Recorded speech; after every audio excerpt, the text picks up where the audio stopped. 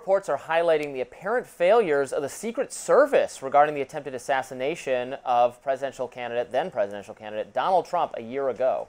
The first was by the Homeland Security and Governmental Affairs Committee. Now, this report says that the Secret Service, quote, denied or left unfulfilled at least 10 requests from Trump's detail to bolster security. The resources requested include a counter-drone system, counter-snipers, and also a counter-assault team personnel. That report also alleges that a Secret Service agent failed to relay crucial info that agents on the ground needed. Local cops allegedly warned about Thomas Matthew Crooks, the alleged shooter, 25 minutes before Trump was shot, but the agent allegedly did not relay that info. That agent, however, says he was never warned about the person on the roof. Here's Senator Rand Paul, chairman of the committee on CBS. I think it was a cultural cover-up for the agency. They did not want to assess blame. They did not want to look internally, and they wanted to discount any of their actions that might have led to this. This was a cover your sort of moment. The other report by the Government Accountability Office found the Secret Service failed to share classified threat information with regard to Trump's safety to his detail. That report found the intel had been presented to senior officials 10 days before the assassination attempt. The GAO report reads in part, the Secret Service had no process to share classified threat information with partners when the information was not considered an imminent threat to life. Secret Service and local law enforcement personnel central to developing site security plans for the rally were unaware of the threat. This is really incredible and damning to my mind, these failures here. Almost unbelievable for 2025 and how far we are. Yeah, it was that close. I again saw, it is a year out. The assassination attempt was a year ago. Someone was killed. People were injured. Not Donald Trump. He was injured, not killed. The bullet this close to killing him. It is a, I don't know what various people believe in. It is an act of some kind of providence that it did not kill him. And this shooter was on a roof that was not secured, even though it was not from his distance, it was not like a miracle shot. It is a shot, a very makeable shot for someone with experience with firearms. So then why had the Secret Service not secured that? And the initial explanation, remember, presented that it was a sloped roof, so we couldn't do that. But they were on the Secret Service personnel that shot him were on a sloped roof. Yeah. So that doesn't make any sense. And he was seen, he was spotted and engaged with by police. Plenty of time to relay that information, get Trump out of there, get him down, right. And they didn't do that. And now we're learning that knowledge about threats was not shared or communicated because it wasn't imminent. What, days earlier? Is that what this is saying? Yeah, and I think this is just a massive communication failure, and also the punishment is not matching the gravity of the situation. Yeah.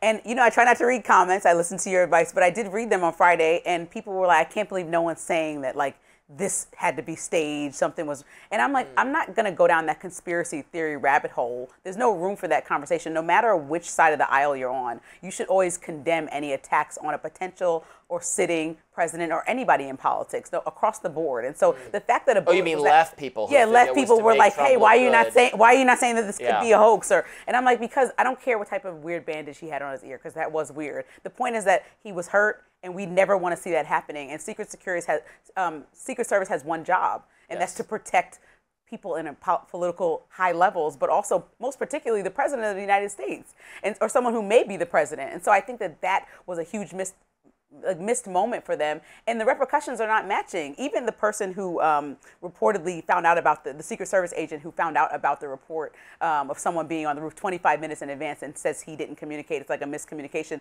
That person wasn't disciplined or fired. He allegedly quietly retired in June. And I don't have the full details of that, but like it seems like there's a sweeping of the rug going on with people having 45 days max suspension. The gravity again does not match of the situation, doesn't match the punishment at all. Yeah. Like this is the time where somebody should be fired, not in Doge. This is a good time for somebody to be fired. But to get ideological about it though, maybe that goes to show that it is difficult to fire people or discipline people in government service because they have certain protections. I mean, that is true. You're not going to fight me on that, right? That is the case. Possibly, but I think that this was one of those exceptions to that rule where at least a few people should have been fired. And I know initially the head of Secret Service stepped down, saying this was like a gross miscalculation. She correctly stepped down. But that's not enough. She was the one who provided those excuses, the sloped roof. Right. Oh no, a sloped roof. It's like we're incapacitated. And the thing, I think people don't understand how often these attacks on a potential president or president happen. They just get intercepted. So it's not big news, not making headlines. But the fact that he was grazed by a bullet just shows how easily, the scales can tip if people are not doing their exact job and following specific protocol that we put in place after 9/11 to even make the country even more secure. So the fact that they missed all those steps,